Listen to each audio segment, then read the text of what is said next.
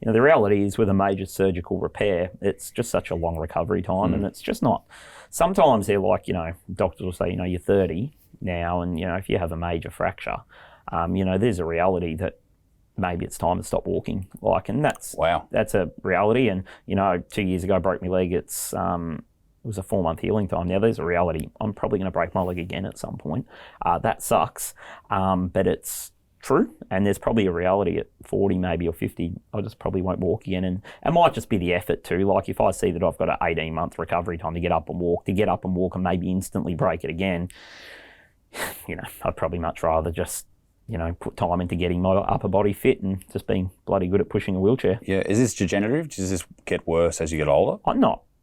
Not really. It's not life-threatening, and it's not like my bones are going to deteriorate, yes. I'd say, at some point, but probably similar rate maybe to osteoporosis, or that's how I see it in my mind. If I keep my upper body fit, I should be fine. And thankfully access around the world's getting a lot better. So I've got a normal life expectancy and stuff like that. So I expect to live to, if I keep hanging around with my friends, I won't live a very long life. A couple of weeks, yeah. A couple of weeks left. But I have a normal life expectancy. And so I won't get too bad that I can't not ever function. When you were growing up, did you have, I know that there's now with wheelchairs and people who require them, there's the National Disability Insurance Scheme. Did you have anything like that when you were a young man?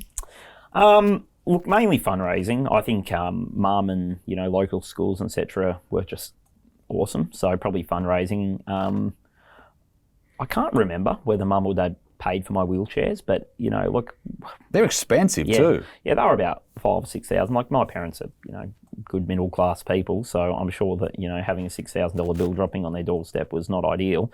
But I don't, in terms of actual funding from the government, not. Yeah, a little bit. I think in Victoria you're eligible for a wheelchair every few years. Okay. But my current wheelchair, I've got a wheelchair that sits in my back shed at the moment because I obviously don't use it very often, and I got that when I was in year 12. Now, thankfully, I haven't grown very much since I was in year 12, and that just sits there. So that's 13 years old. So I think in my life I've only had 3 everyday wheelchairs, so about 1 every 10 years, basically.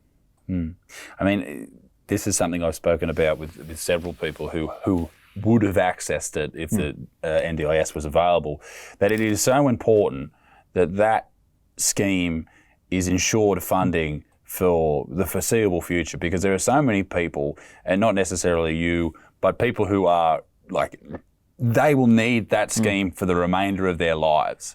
Not only just for them, but for their parents. We were talking about my brother before.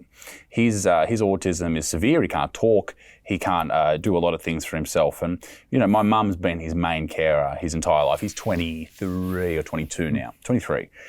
And, I think it's his birthday today, actually. He needs a lot of help. And parents need a lot of help.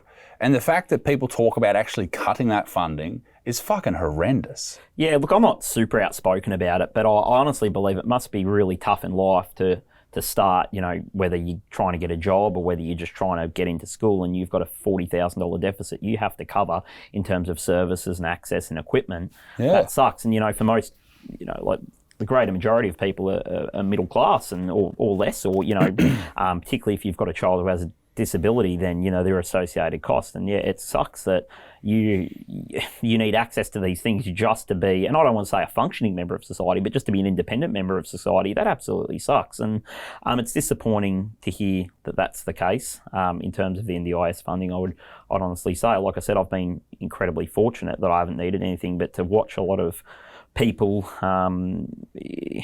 in the street, just around, and you can see their wheelchairs are declining, or they could definitely use that person to support them, or, they could definitely use that piece of equipment.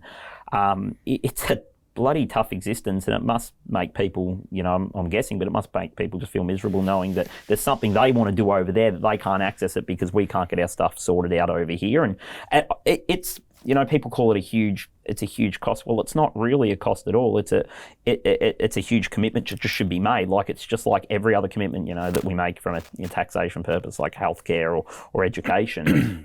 They say 1 in 4 or 1 in 5 people have some form of disability. Now, not every person within that statistic will need NDIS, but we have to make that happen. Like, we're a rich country. We're a very rich country, and we're a country that's full of resources. And, we talk about some of these surpluses and some of these deficits and debts we have.